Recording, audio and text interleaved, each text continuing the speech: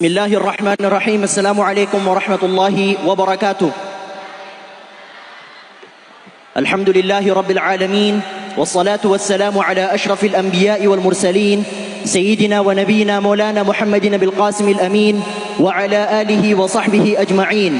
Subhanaka la ilma lana illa ma 'allamtana innaka antal alimul hakim. Amma ba'd. Pertama-tama, salam cinta dan salam hormat kami senantiasa tercurahkan kepada gurunda-gurunda kami, dari habaib, dari para asatid, dari para kiai, dari para gus sekalian, juga bersama dengan para jemaah-jemaah di tengah hujan rahmat ini.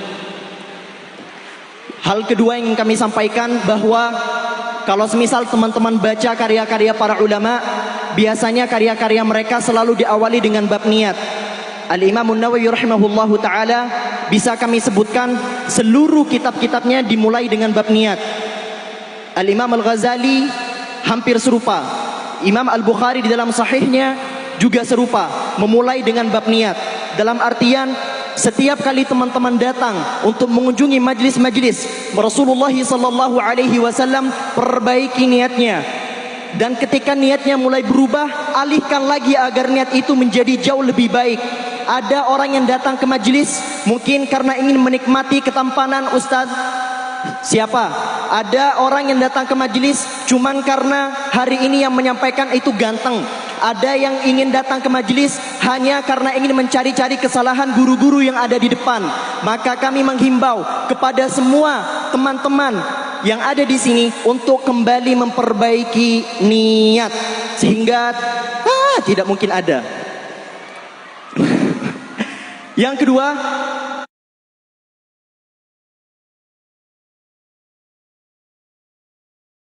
jujur ini apresiasi sebesar-besarnya dari kami kepada para munsyid-munsyid tadi, bahwa ada beberapa syair yang menjelaskan tentang kehidupan keluarga Rasulullah. Rasulullah keluarganya siapa saja, saudara-saudarinya istri-istrinya siapa saja, putri-putrinya siapa saja, putra-putranya siapa saja.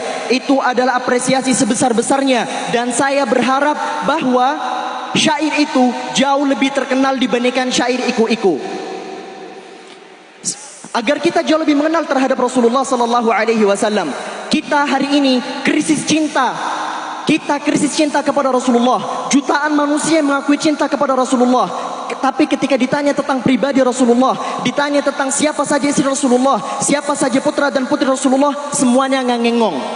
Maka dengan ini kami harap semoga kedepannya teman-teman bisa mencintai Rasulullah lebih dalam. Bagaimana mencintai Rasulullah? Imam Ibnul Jauzi rahmatullah ta'ala alaih membagi cinta menjadi dua. Ada yang disebut sebagai al-hubbul fitri, yaitu cinta yang datang tanpa harus diperjuangkan. Cinta terhadap harta. Ada orang yang berjuang untuk mendapatkan harta? Gak ada. Orang cinta duit, otomatis cinta sama duit. Orang cinta Allah pun itu disebut sebagai al-hubbul fitri. Tapi cinta kepada Rasulullah masuk ke dalam al-hubbul ikhtiyari. Cinta yang harus didapatkan dengan perjuangan. Cinta, kamu gak bisa mencintai Rasulullah kecuali kamu berjuang untuk mencintai Rasulullah. Emang apa urgennya mencintai Rasulullah? Rasulullah, Allah Subhanahu wa taala berfirman dalam Al-Qur'an, "Qul in kana aba'ukum wa abna'ukum wa ikhwanukum wa azwajukum wa 'ashiratukum wa amwalun iqtaraftumuha wa tijaratun takhshawna fasadaha wa masakin tardawna." Lupa lagi ayatnya. "Wa masakin tardawnaha ahabba ilaikum minallahi wa rasulihi wa jihadin fi sabilihi fatarabbasu hatta ya'ti Allahu bi amrih wallahu la yahdil qaumal fasiqin." Katakanlah, andai kata ayah kalian, anak kalian, istri kalian, semua harta-harta yang kalian punya jauh lebih kalian cintai dibandingkan Allah, dibandingkan Rasulullah, dibandingkan jihad fi sabilillah, maka ketahuilah, maka lihatlah apa yang akan Allah lakukan kepada kalian. Dan Allah tidak akan pernah memberikan hidayah kepada orang-orang fasik. Dalam artian, andai kata ada orang yang masih lebih mencintai ayahnya, masih lebih mencintai ibundanya dibandingkan Rasulullah, masuk ke dalam kategori wal'iyadzubillah fasik, tidak diberi hidayah oleh Allah Azza wa Jalla. Ada 3 catatan yang seharusnya diketahui oleh setiap muslimin. 3 catatan ini penting. Pertama-tama, tolong nanti setelah majelis ini selesai, besok atau lusa, geruduk para habaib-habaib kita. Habib, kami ingin mengaji beberapa tema-tema kajian ini. Yang pertama yaitu syama'il. Ada 3 syama'il. Apa itu syama'il? Suratuhu sallallahu alaihi wasallam asy-syakhsiyah al-batiniyah wa dhahiriyah, yaitu pribadi Rasulullah sallallahu alaihi wasallam yang sifatnya lahir dan batin. Lahir seperti apa? Cara jalannya Rasulullah, cara duduknya Rasulullah, wajahnya Rasulullah. Emang apa pentingnya kita belajar wajah Rasulullah? Gak penting-penting banget.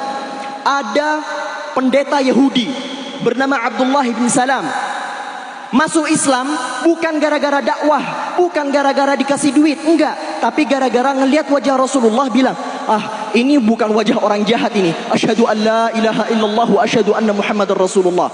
Bayangin, masuk Islam hanya gara-gara melihat wajah Rasulullah sallallahu alaihi wasallam. Yang kedua, harus teman-teman pelajari dalail. Apa itu dalail? Yaitu mukjizat atau kelebihan yang ada pada diri Rasulullah sallallahu alaihi wasallam. Sebelum masuk Islam ada namanya irhasat, setelah masuk Islam ada namanya mukjizat. Kemudian yang terakhir ada yang namanya khasais atau fadail.